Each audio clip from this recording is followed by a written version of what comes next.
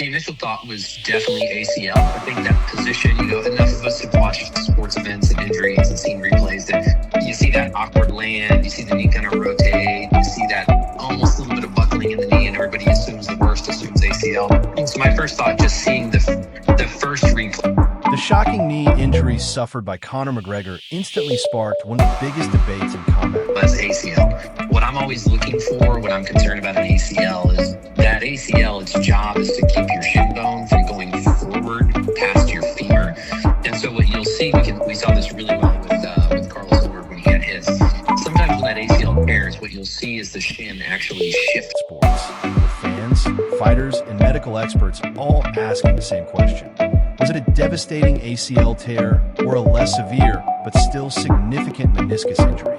At first glance, the awkward landing, sudden twist, and then all of a sudden kind of pop back into place. We did not see that clearly with McGregor. And so when I went back and watched the replays and slower mo and really went through kind of frame by frame, I felt a little bit more positive because we didn't see that clear shift of the tibia like we've seen in other cases. We saw this in Aspinall in his replay. The visible buckle of the knee looked exactly like the type of movement that often leads to an ACL rupture, causing many viewers to fear the worst.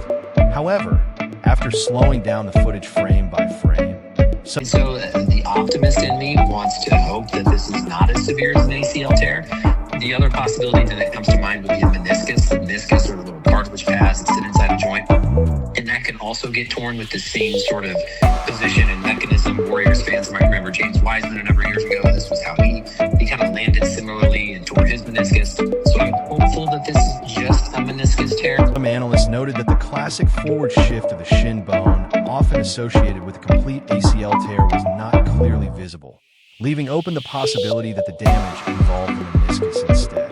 The meniscus acts as a shock-absorbing cartilage inside the knee. But I think you certainly have to be prepared for the possibility that it's an ACL as well. If it's just a meniscus, does that mean surgery?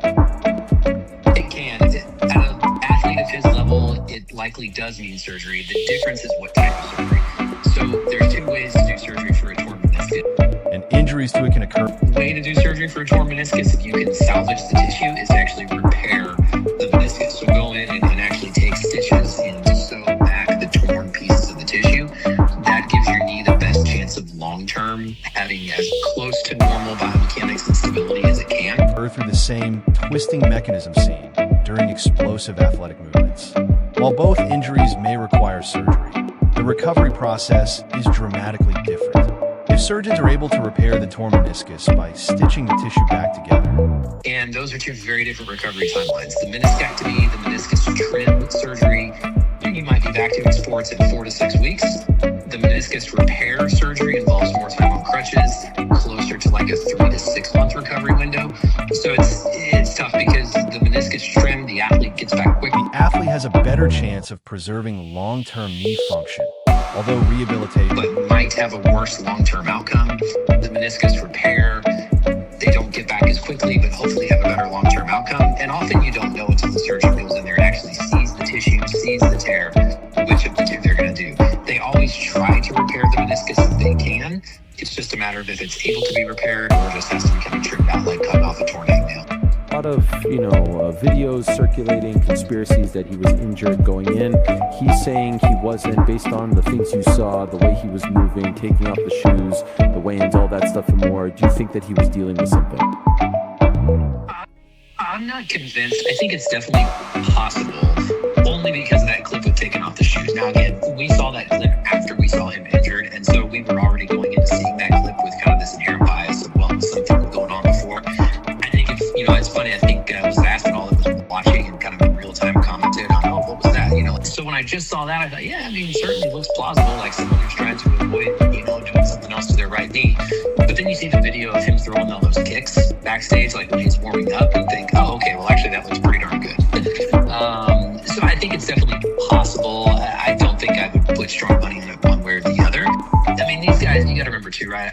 I'm sure you know from covering this sport, that these guys are probably all coming into the fight with some sort of an injury. There's a very wide spectrum of bumps and bruises. And, at McGregor's age, it wouldn't be unheard of to have an old meniscus injury in his knee, even that maybe got worse. So there's a very wide spectrum of what would even count as having an injury beforehand or not.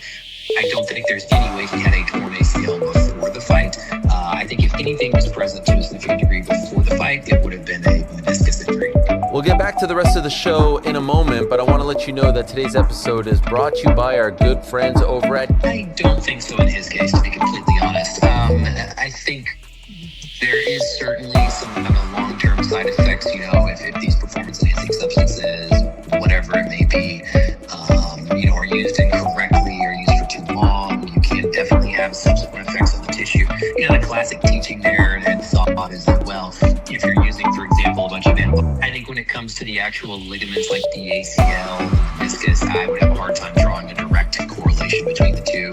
And so I think I would probably put those rumors to rest and kind of quell those much faster, certainly, than the question, was there initial injury beforehand or not?